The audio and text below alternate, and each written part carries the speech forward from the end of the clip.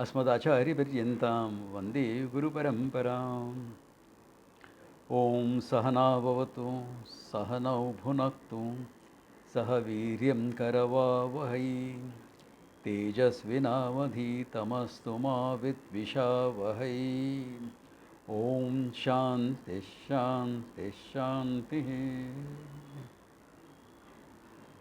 ॐ श्रीगुरुभ्यो नमः। Brahma Samushnate, etc. Last verse we saw, the 14th verse. 2, 3, 14. Okay. Then he is giving you the Lakshana of Jivan Mukti. A person who's free while living. Okay. The Lakshana of that, the indication what it is. What is that? He says, यदा सर्वे प्रविद्यन्ते हृदयस्य ग्रन्थयः अत मृत्योः अमृता भवति एतावध्यनुशासनम्. This much is the teaching, or this is the scope of the teaching. Etadhi anushasanam. Shasanam, anushasanam, etc. means teaching there. Okay. What is that? He says, yada sarve प्रभिध्यन्ते हृदयस्य ग्रन्थयः. हृदयस्य ग्रन्थयः. The granthi meaning a knot, something that binds you. And he says hridayasya granthinah, the knots of the heart. Okay. Pratibadhyante. Pratibadhyante, they are all resolved, or they are all knocked off. Knots of the heart. Now what is the knot of the heart? Not your heart blockages, okay? That will be simple then. If you have a heart blockage because of improper diet, high cholesterol, etc., come and listen to Vedanta. I mean, probably if it is presented like that, you will get a lot more students. But that jokes apart. Hridayasya grantihi. Okay. It's put in various ways. One is avidya kama karma. One way of looking at it. Okay. Avidya kama karma. Because I don't know myself, what I really am. I know that I am. That is self-evident, there is no doubt on that. But what I am, that is where we falter. We don't know. Now, because I know I am, but I don't know what I am, it is natural to make certain self-judgments about me, myself. Certain opinions. If you find self-judgment is a strong word, certain opinions about myself. I am like this only. I am like that only.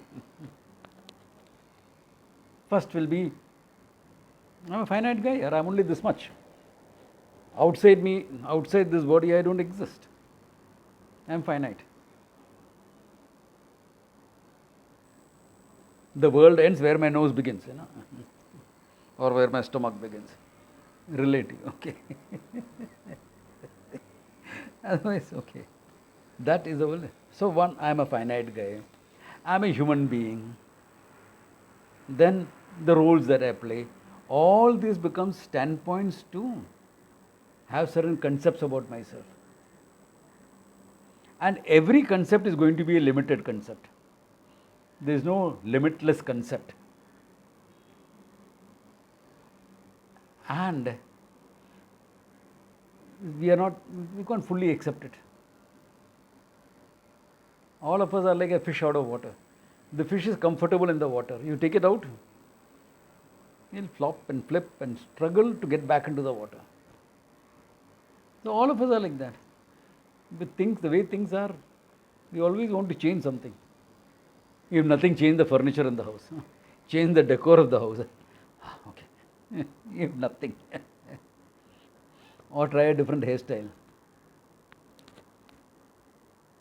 Because it's not acceptable.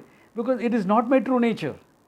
I am struggling against the conclusion that I am a finite entity Because that's really not my nature. Because finitude brings about a certain amount of limitations, isolation, loneliness, purposelessness, all your existential issues comes from that one conclusion: I am a finite entity. And we are struggling against that. And therefore, naturally, the mind expresses itself as kamaha, desire. Desire for this and that.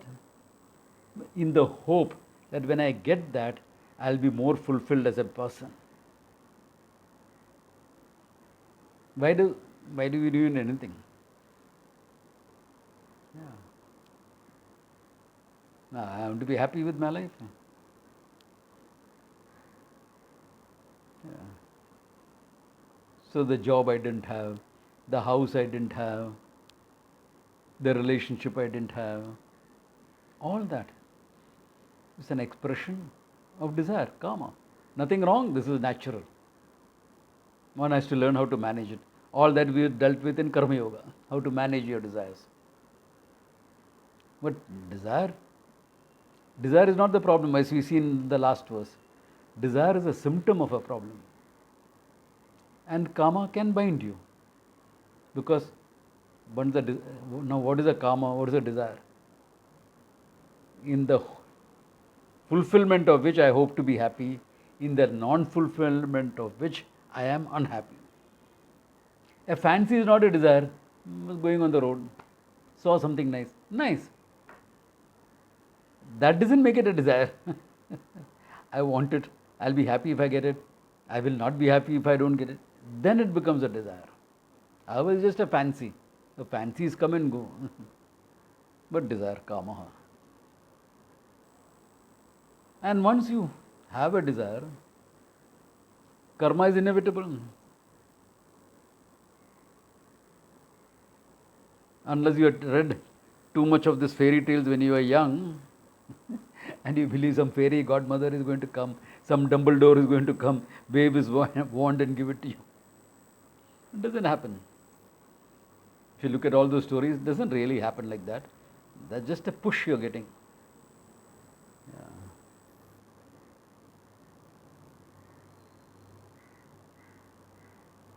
So, yeah. Because people have these.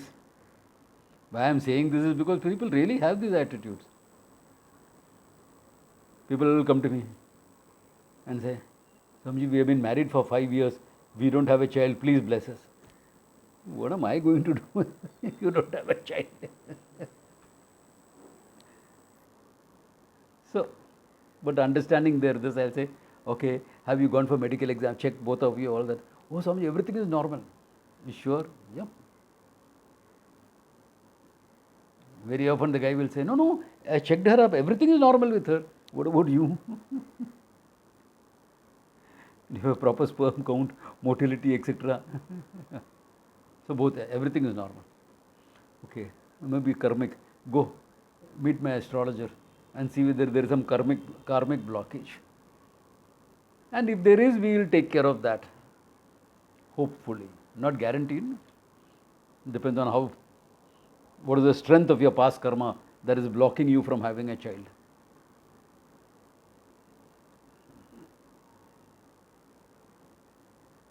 So, karma is inevitable with kama. And karma means karma phalam.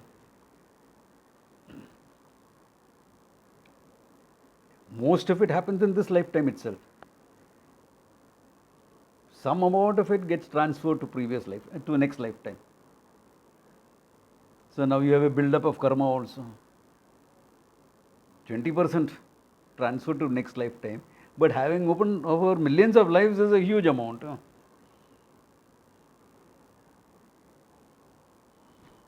Now what? Now you are properly bound in karma, in samsara. Because in the process of fulfilling a desire, I picked up more desires. In the process of giving up a desire, I picked up other desires. In fact, sometimes it looks like what you call maturity is replacement of desires. As a child, I wanted a balloon. Then I became a teenager. Now, no more balloon. Cricket bat or a football. Then I became an adult. Now I am chasing the share market balloon.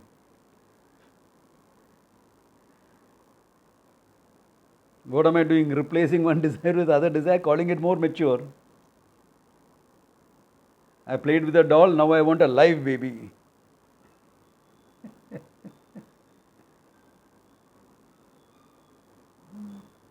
And if you don't have one, everyone else will ask you, why are you not having one? India, this is very abroad also, I think it's quite high. Been married. So Shilpi has made a nice decision to get married a bit late. Nobody will ask you that. Yeah. Game goes on. Shall I tell you a secret? It is like, this used to happen in our villages. There used to be all this wayside Ganapatis, and some of them were hollow, or there will be some statues put up, and there will be some hole in the statue. So as kids, someone will, what kids will do? They'll put their hand into that hole. They'll get stung by a scorpion. Small one. What happened? What happened? What a beautiful experience. What smell? So beautiful. Try it out. So other guy puts it. He also gets stung. He also says the same thing. Why? I am suffering. I don't want you to enjoy. Okay.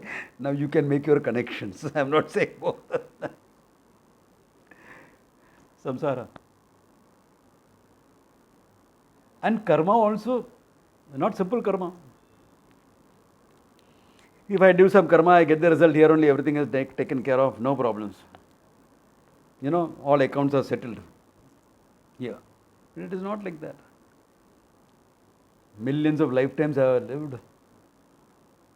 As I said, some small percentage I got carried forward. Now I am rich in terms of my past karma. I am doing karma today, which is going to go into the future. Small percentage, but over time it becomes big. This is called samsara. Avidya kama karma. Hridaya grantaya. The knots of the heart. And so people come up with theories. Let us exhaust karma. Pipe dream. How are you going to exhaust it? How are you going to? Because you are living. By living, you have to do karma to live.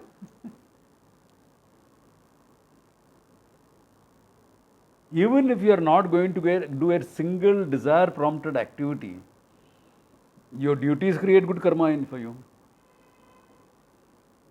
The duties that you have done, the people you have taken care of, all that is creating good karma. But they my parents know it's natural for me to take care of. Yes, it's natural for you to take care of. But that's good karma, you get result for it.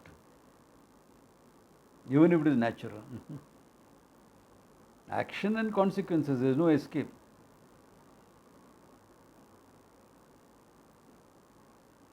Karma can come and bite you in the back, That's how it is, no escape. Yeah. So there you are stuck. Now what? Exhaustion of karma is just not feasible. Because there is nothing to exhaust karma with. How will you exhaust? Some people in modern days, presenting spirituality, they say that you can exhaust karma, etc. It doesn't work. Because to exhaust karma, you are going to do something. That doing is finite. So it may exhaust some amount of karma, like we have it in the Shastra. I have done something wrong. there is a prayaschitta karma available. That prayaschitta karma will knock off my negative karma. Which one? That one particular thing.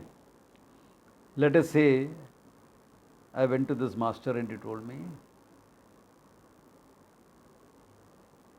you have the problem that in your last lifetime you behaved very badly with your mother. There is matru dosha in your horoscope. Oh, problem. Fine. So now that my bad luck is because of matru dosha. All right. So I can do some karma, some religious karma to take care of it. Okay. Matru karma taken care of. What about all the other karmas? Other doshas, which I don't even know what has happened. Or what about the good karma that is there? How are you going to exhaust good karma? There is no prayaschitta for good karma. Okay. You have done good karma in your life. Because no one wants to negate good karma. It's a good karma that gives you all the good things in life. Unasked for, sometimes it comes to you. Karma exhaustion by anything is not possible. Yeah, one or two small specific things by specific karmas you can take care of. But there is no one general kriya to take care of all the past karmas. Not there. Some people say that, do this particular breathing exercise, this, that, etc. All your karmas are exhausted. Doesn't happen. Pipe dream. Swamiji, Yeah. I think I read somewhere, listening to somebody, they said that if somebody gets angry and abusive to you and all, they are passing their good karmas to you and No. they are creating. No, don't fall in for all that thing. You are responsible for the karma you do. If they do negative karma, they are doing negative karma. That's it. Okay. They will get don't karma pass phala. their They don't good pass their karma. good karma to you. Then it is simple. I'll get everyone to abuse me. No? Illogical. Think about it. How illogical is that? Just because someone said it or the Shastra saying it, you have to examine whether it is logically feasible within that paradigm. If it is not logically feasible within that paradigm, it doesn't work. So it all has to be within feasibility, logical feasibility. Even the Shastra cannot tell you an illogical thing. Shastra may be beyond logic, but it cannot tell you an illogical thing, because an illogical thing is not beyond logic, it is within logic. So what do we do in Vedanta? How do we have the solution for this? This is the source is avidya, self-ignorance. Knock that off. Knock that off.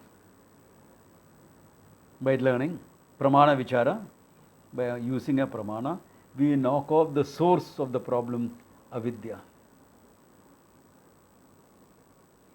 Then where will karma and karma follow through? I knocked off the whole thing at one stroke. I have knocked off the whole thing at one stroke. Because the cause is gone, the effect is not going to survive. Yes, something that has fructified, like this body is given to me by my past karma. And this body has to go through certain experiences, good, the bad, the ugly, whatever. That will happen. But that's not me. I am that limitless consciousness as we seen earlier. So I am limitless consciousness. Let the body go through whatever it wants. It has to, no?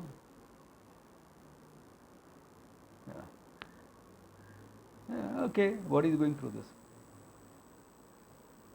That's why every wise person, it is not that once you gain this wisdom, you'll be perfectly healthy. That's another myth going around. Every wise person in India had some problem or the other. Why? Because they have an executive lifestyle without an executive support system.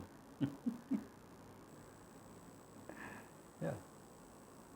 Too much of eating for one thing, example. Why? Sadhu, eh? You'll call them home for bhiksha. And he comes once in 3 months. So you have an elaborate spread. And he eats. I mean, he's a kind person, you know. He doesn't want to. disappoint you. You are with great love prepared all those things. Please. And people can be very silly with this. My teacher was a diabetic, and there is a doctor who called him home, and the doctor knows he is diabetic. She had made 3 different sweets. Can you imagine that? So Swamiji, out of kindness, took 1 spoon from 1 sweet. Swamiji, try this thing also. Try. And I know that lady well. So I said, hey, what are you doing? You're a doctor. You know Swamiji is diabetic. What are you insisting that he has more sweet? Do you expect sadhus to have good sugar control after that? Because for him, it is almost every day like that. If you are a popular sadhu, if you are not like me, then at least 2-3 times a week it happens.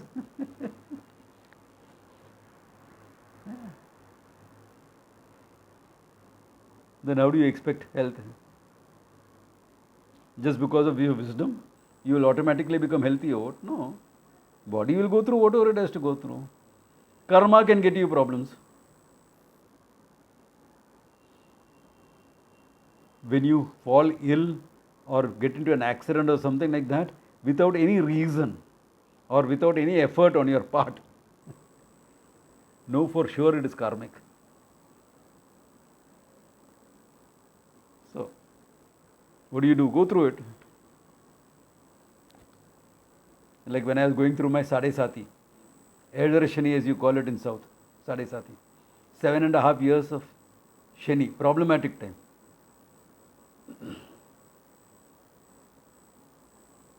So, Shani is the time when all negative karma comes up. So, I was crossing the road. I looked, there's nothing for the 100 yards. I took 3 steps from somewhere, something came up.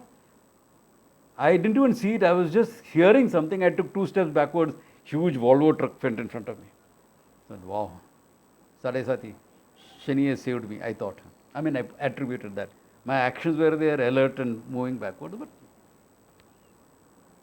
next week, a school bus.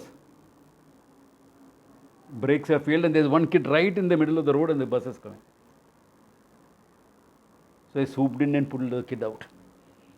Just the bus, just grazed past me. It took away, it nicked my kurta, but not me. Okay, fine. So Shani must have thought, I sent 2 buses after this guy and he escaped. Now I have to go and get him. So I woke up from sleep one morning to find I can't put my leg properly on the floor. I'm hopping around. So brushed my teeth, made a cup of tea, this, that, etc. Called up my doctor. Doctor, I used to come and see you. Something really gone wrong. So okay, come. And that time I was staying in a building which didn't have a lift. So I had to take 1 step down, at a time. Not run down the steps, 1 step. I went to him. He said, you got a ligament tear. I started laughing. Really, I said, why are you laughing? I have given you bad news, you got ligament tear. I said, Shani got me in my sleep. Karma coming up, what do you expect?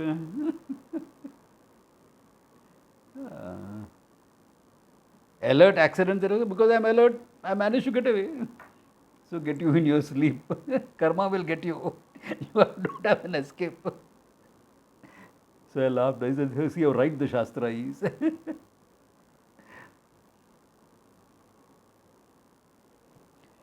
So some of these prarabdha karmas will continue for the body, not for you, the body, the mind.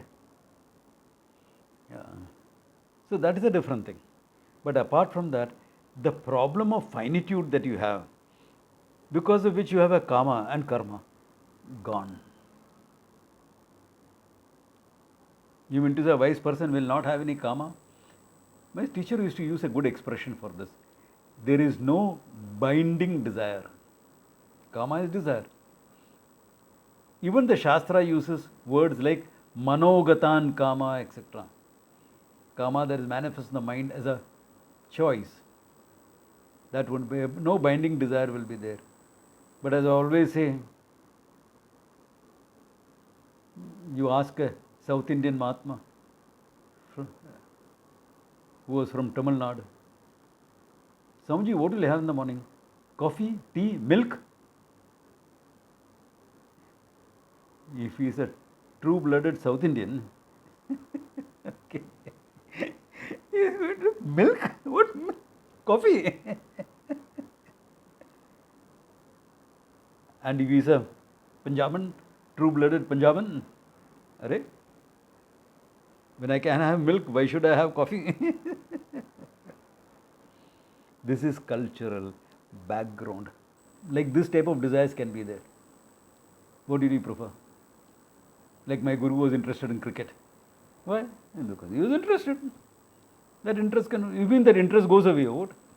You had a talent for music. You mean music talent will disappear because you gain knowledge? Come on. What will happen if a musician gains wisdom? This wisdom he gains, this knowledge he gains, self-knowledge. I am not a musician, I am all-pervading awareness. You think he'll stop singing? He can stop singing, but will the talent disappear?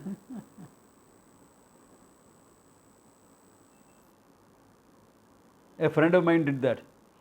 He sings bhajans very well and people really love the way he sings. He said, no, people are only coming to hear me sing, so I am going to stop singing. Okay, fine. For years he didn't sing.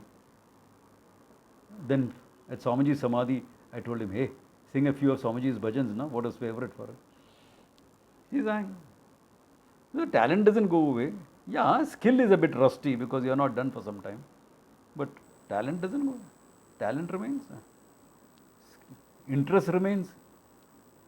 Interest doesn't go. So, these are what is known as non-binding desires because you have a background. You are a human being, you have a background. So, those type of desires are non-binding. They don't really this thing. Yeah.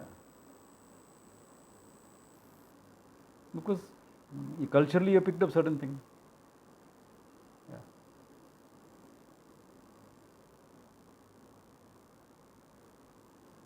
Like a Maharashtrian may say, oh, I love amti. Dal mein pani dal ke. What is this? Such a watery dal. Who wants to eat it? Yeah. A North Indian will not look at it. He will say, yeah, this is something to drink, not to eat with my roti or my rice.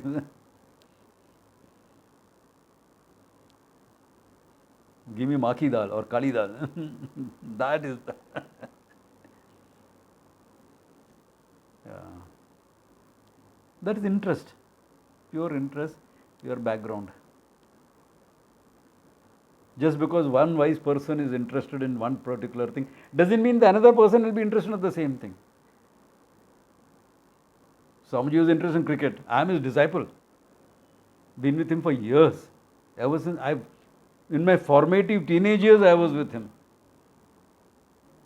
But I don't like cricket. I get bored of the game.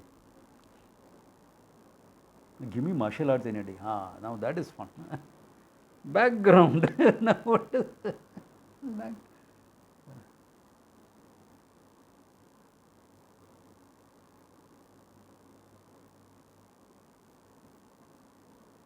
So, non-binding desires you will have. Some karma you will have to go through, but it doesn't limit you. Karma is for the body. Some, because of old background, in the mind there will be some desires which are non-binding in nature. No problems. Even he may choose a lifestyle which is different. Okay, you gain the knowledge. Now what? Guru said, sannyasa le lo. People think I chose sannyasa. I didn't. Guru told me to take it, I took it. Really, I'm not joking. He said, come, time for you. Okay, fine. When will you take it? Now? I told him now. If you want me to take it, I'll take it now. For me, Guru, Vakya was everything. So, fine. So, one of my friends chose to get married late in life. Why? He preferred that lifestyle. They're just preferences. You're not less or more because of the lifestyle. You are what you are. What is that? Limitless consciousness. Then lifestyle will be what your background is, what is comfortable, what your pattern of thinking and feeling is. Depending on that, karmically you will choose someone. This friend of mine who wanted to get married, I knew he had a preference to that lifestyle. So I introduced him to half a dozen girls. Didn't work out. Where karmically someone was waiting for him later in life.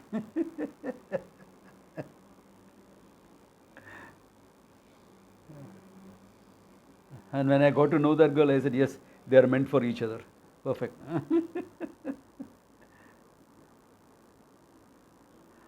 Good question. Is there a way to introspect whether a desire is binding or non-binding? Simple. If you think you are not going to get it and you feel unhappy, there is some amount of binding in it. If you want it by hook or crook, definitely there is a lot of binding in it. Simple as that. If you think it's okay, if I get it, I'm fine. If I don't get it, I'm fine. Then it's not binding. So that's one good way of rule of thumb to go by it. And nothing wrong if you have binding desires. The whole lifestyle of Karma Yoga has come up to handle binding desires. Ishwararpanam Prasada Buddhi, that whole thinking has come up to handle binding desires so that in the process you will grow out of it. Karma Yoga is a powerful thing because even before you have acted upon your desire, you have made a choice is offered to the Lord, number one. Number two, I will accept the result whatever it is. That means I am willing to accept the non-fulfillment of my desire. Right at that stage, I have become bigger than the desire. Even though I may still want it, I have become bigger than the desire. It's a huge thing. Yeah. I want it, but I am willing to accept it. Ishvara's will, God's will. Thy will be done. Yeah. The big thing it is. Not a small thing. The Prasada Buddhi is not a small thing. It helps you grow out of a whole lot of issues. That ultimate in managing desire is that.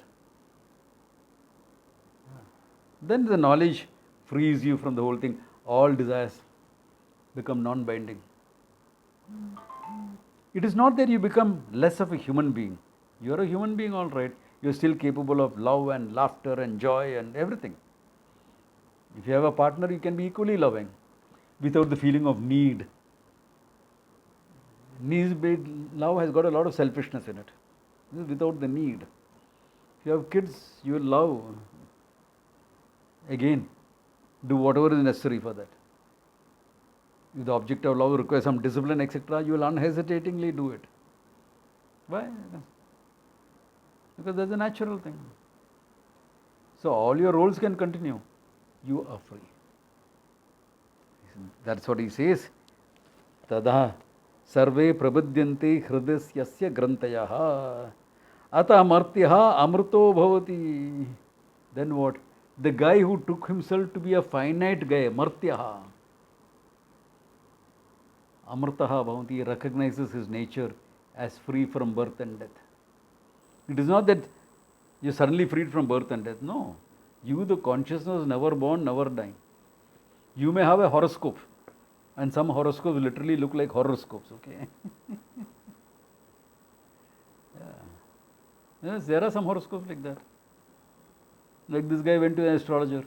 Said, first 30 years of your life, lot of problems. Said, yes, I went through a lot of problems. But he was happy. Why? His 30th birthday was in a month's time, next month.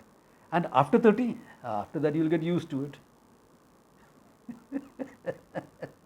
What do you call a horoscope? Okay. That's okay. But you are not born nor dying. That horoscope is only for this jiva. A mind and body in which the consciousness is manifest and has a sense of I. I am this much only. I am like this only. It's for that entity that you have karma. Not for you.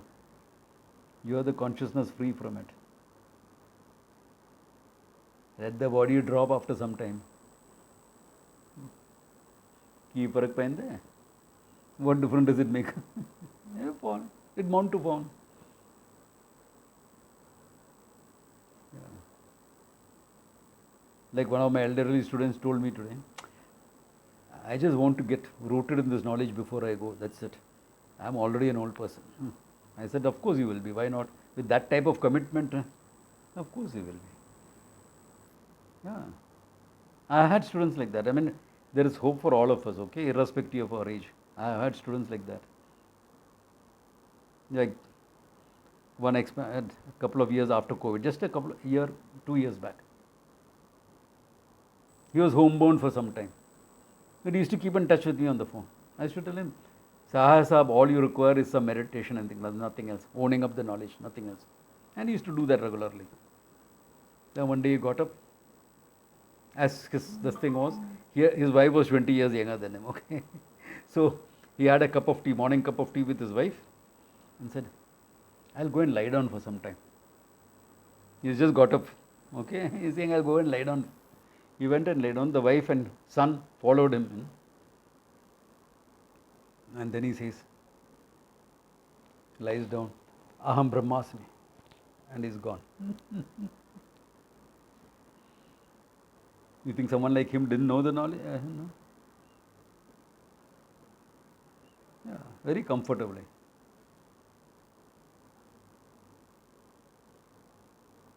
I had another student. Some health issues were there. So they to do a tracheostomy. What has happened to this thing? I think too much of.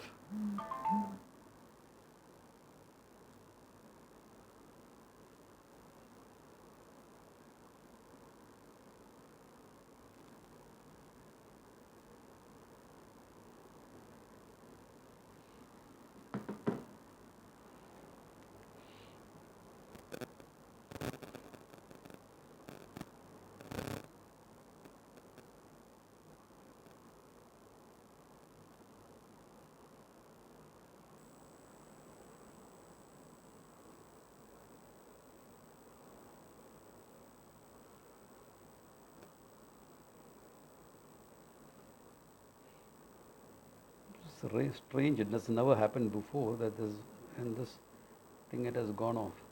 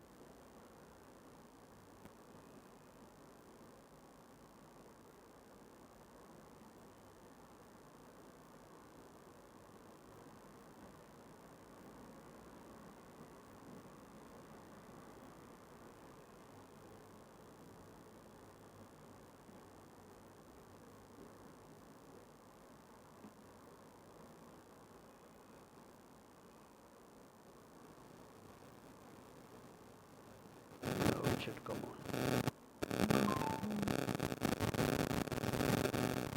Yeah.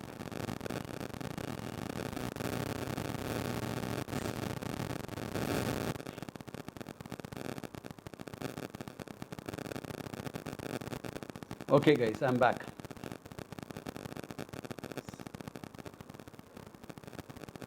Can you all hear me now? Fine? Okay. So there was this guy. So because of some problems, he had to do a tracheostomy, cut his throat, put a tube in directly into the lungs. So I went to meet him in the hospital. By the way, he was my commanding officer in the Navy, my Navy days. So I went to meet him. And he's making a joke. Writing because he can't talk because of this tube. Can you believe it? I had to pay them to get my throat cut. Lying in that painful situation in the hospital. And he's joking about it. So after some time he came home. I said, Commodore, why are you hanging on?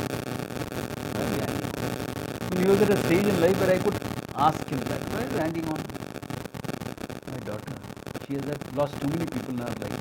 She needs some time to accept that. She'll do it in a couple of weeks. But after that, I'm true enough. After that, about a month or so, he went. So there is hope for all of us, okay?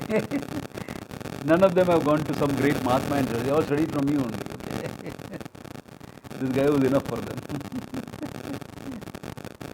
So, I mean, I can give you a lot of cases, but enough. These two are the inspiring cases, enough for that. So, that's where the whole thing is. If you know the truth, it doesn't matter what the body has to go through, what the mind has to go through. Those are the things. No issues. You go through it. You're free. Etadhi Anushasanam. This much is the teaching is. What more do you want anyway? What more is there? What more is there? Yeah. You're free from all sense of limitations. You are the limitless consciousness. Abhi kya hai? What else is left behind? Anything else falls short of this. So when someone came and asked me, Swamiji, you follow Shankara's interpretations of Advaita Vedanta?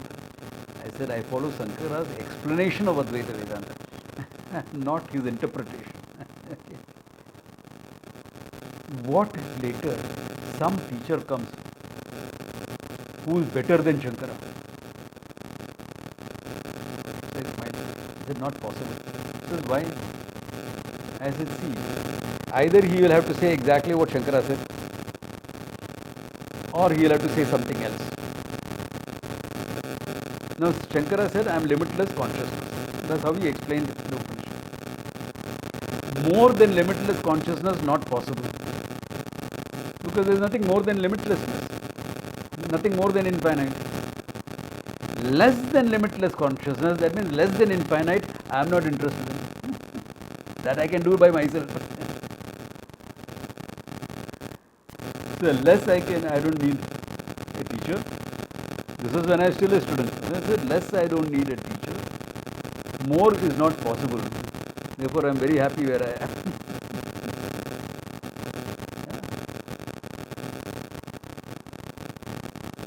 He was actually trying me out. He was a Naga Baba. And he wanted me to become the next Madhadapati of the Akhada. He told me that. I said, Guru Seva Baki hai, I got out of it. Could you imagine me? Bum bum bole. Not that. Imagine in all the Kumbh Melas and all, I had to go right there. Ceremonial bath as a Madhadapati. Saying bum bum bole with the Naga stick in hand.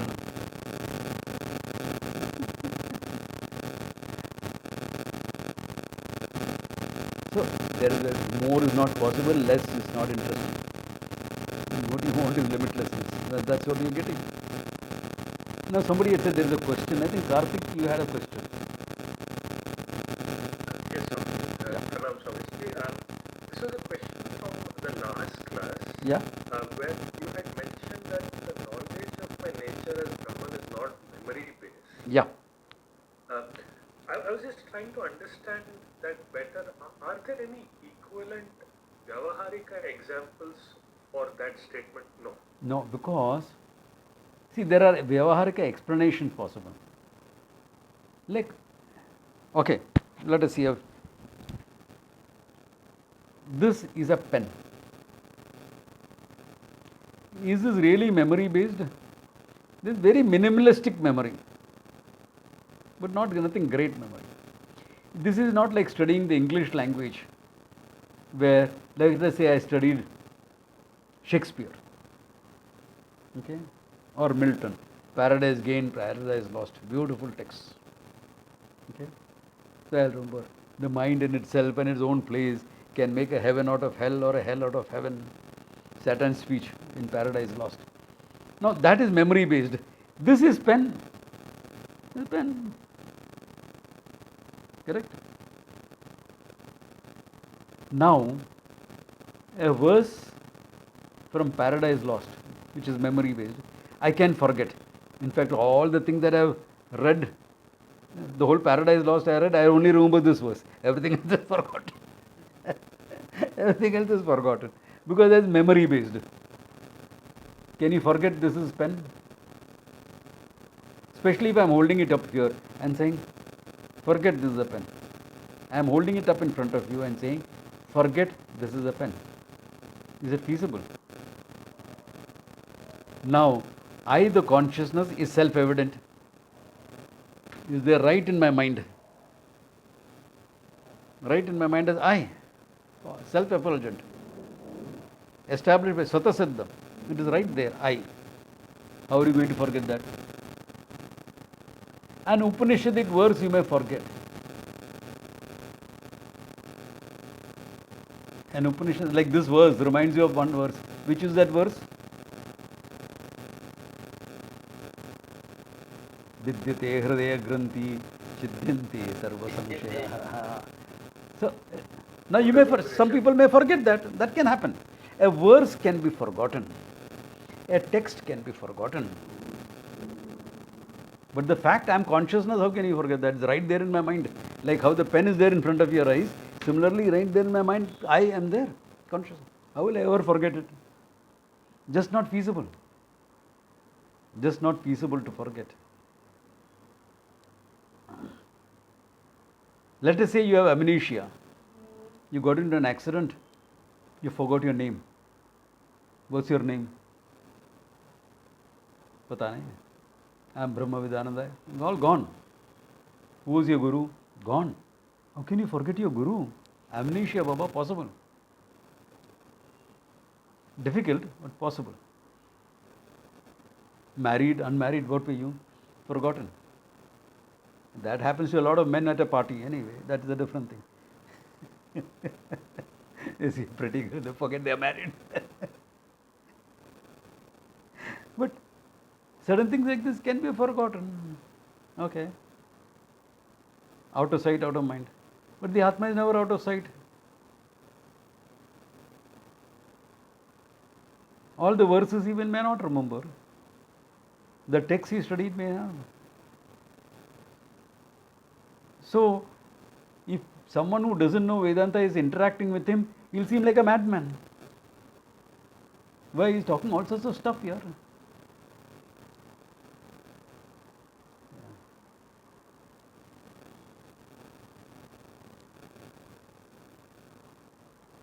Yeah. So, that can happen. You will not forget the fact is consciousness because that's not a role. A role of married, unmarried, work, etc. may be forgotten. Maximum. Even though in amnesia, generally you will remember the language you are most comfortable in. May not be your mother tongue, but the knowledge you are most comfortable in, you will remember. Yeah. That you are a human being, you won't forget. You may forget your name and your role, all those things you will forget. In fact, even some of your professional things will come through because you have been living it very intensely. So those things will come through. Certain skills that you have will come through. Those things will come through, even in amnesia. You are highly skilled in something. I mean, something that you develop like a musician. You spend years of practice, hours of practice every day. You won't, that will remain. That ability to sing and that will remain because of so many hours committed to it. You may forget the names of the ragas, this, that, who you studied it from, all that you may forget. So some of the things will remain. Similarly, Vedantic knowledge, since it's not memory based, will remain. Because this is why it's not memory based. Because I am there. I am not a remembered entity. My roles are a remembered entity.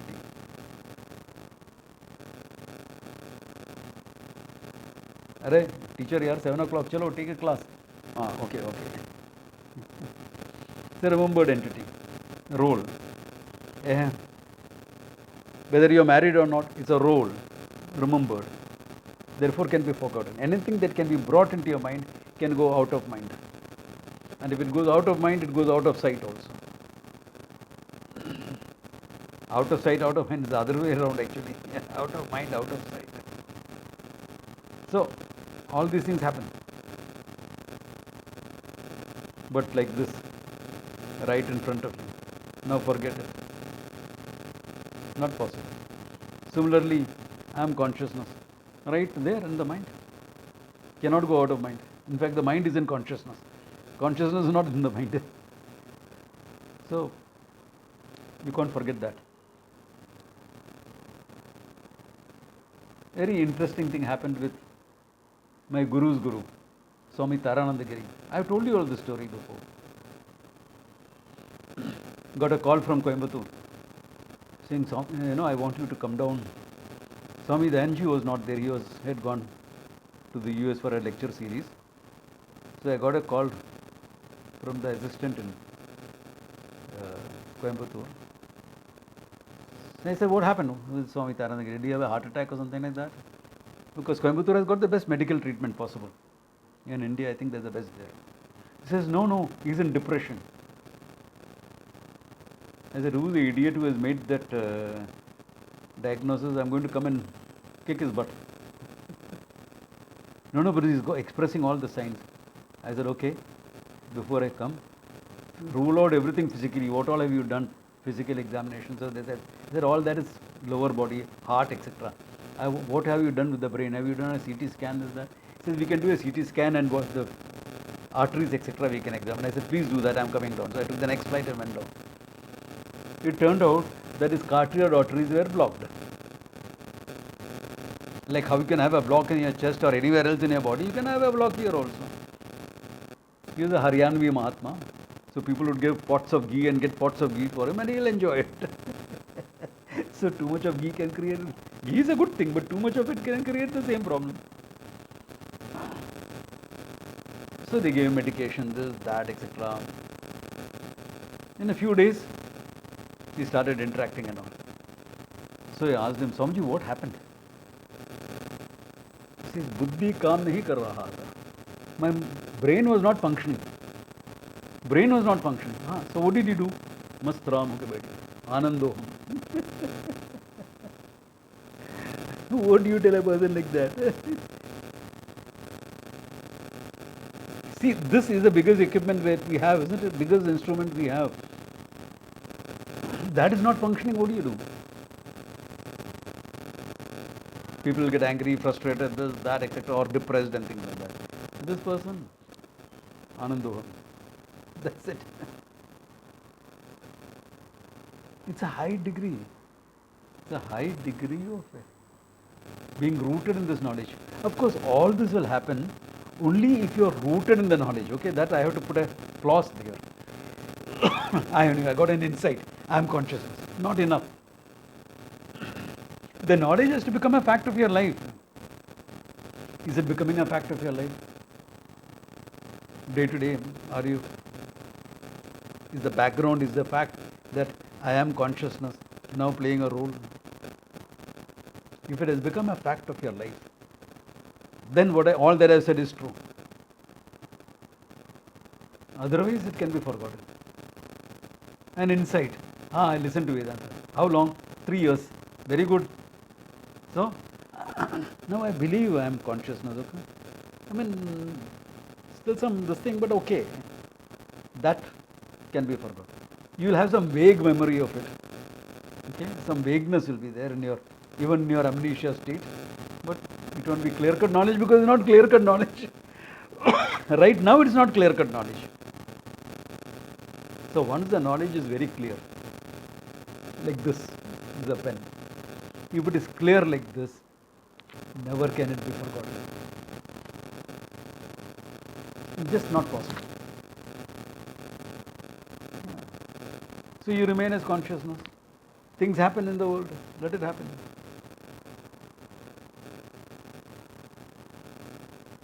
It is not that if you have the knowledge, everything else will fall into place. No.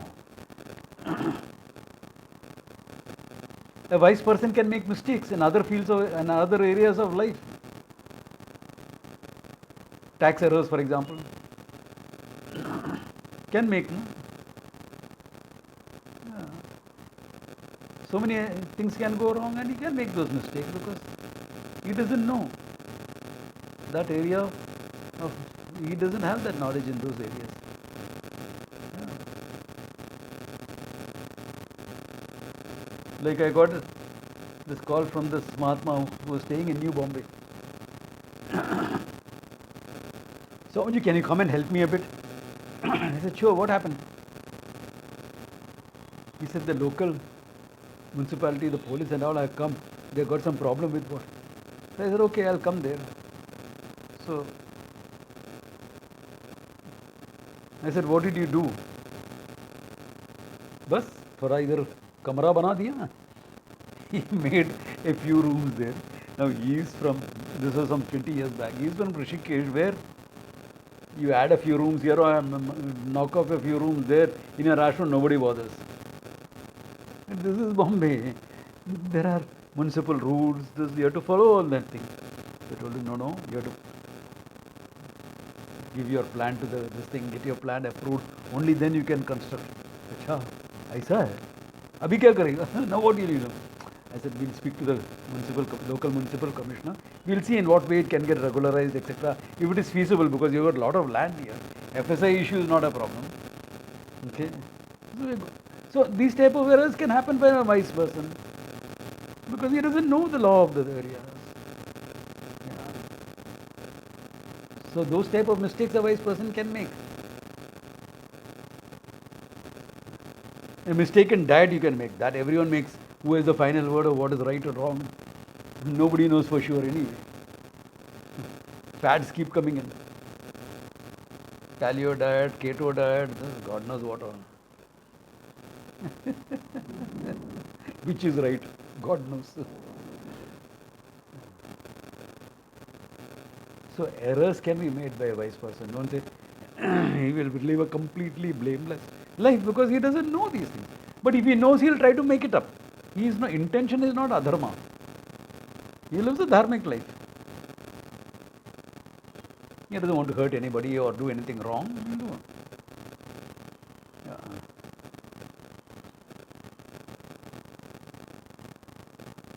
Somebody, but if you're a wise person, you're incapable of harm. Really.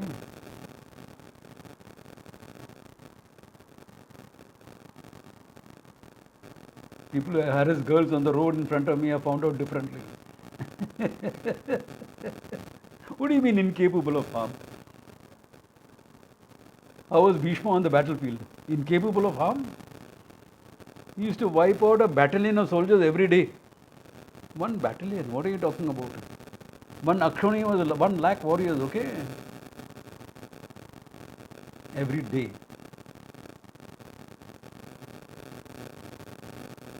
So it's not that he is incapable of harm. If he is leading a sadhu life, he will not harm. Yeah, that's a different thing. But he is playing the role of a warrior now, Bhishma. Bhishma was a wise person. People didn't know that aspect of him until the end. When under Krishna's guidance, they went and asked him all sorts of questions. He has an ocean of wisdom.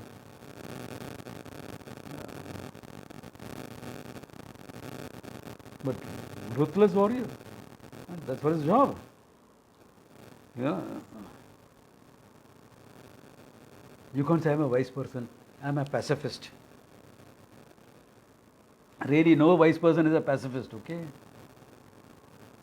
Pacifism is a social construct.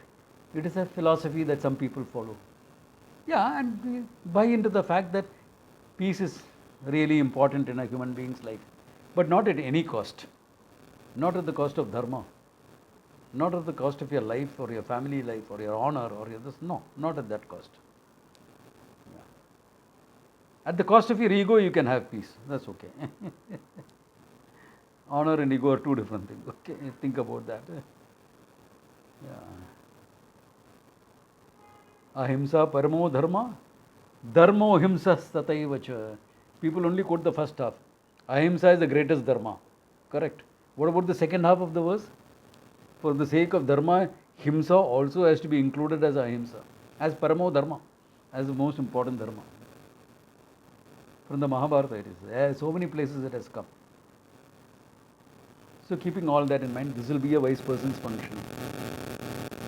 Free from the whole thing. Vidyate hridaya granthi, chidyante sarva samshaya. All doubts are gone. Kshiyante chasya karmani, all karmas are gone. Tasmin drishte paravare, avare in this body, param drishte sati. When you have seen the absolute as myself, as oneself, there is the issue. What do you do after that?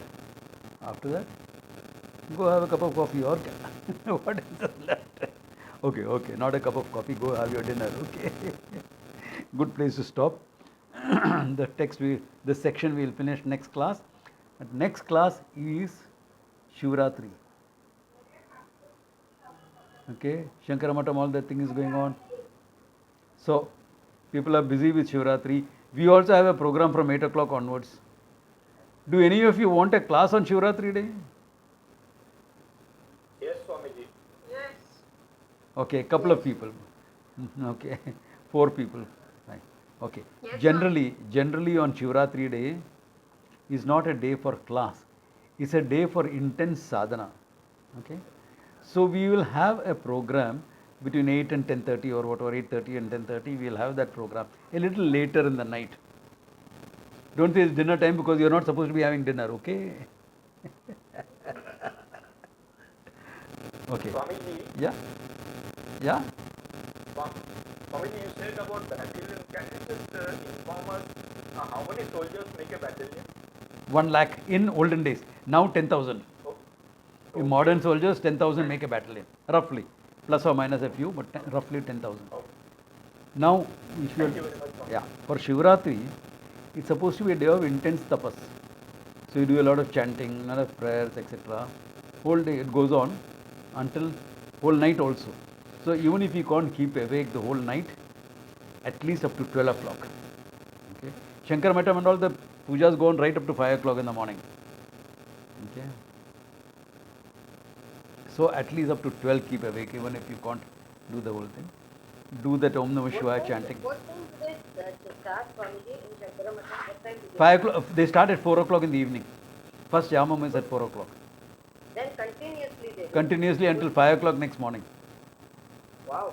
Yeah. Every year they do. Every year they do it, yes. So that is the tapas that for Shivratri. So Shivratri, more than studies, is a day for intense sadhana. And those of us who are into energy work and things like that, when you do that sadhana, a lot of contemplation, etc., keep your spine erect and do that. Okay? So it's important for the energies to rise, etc.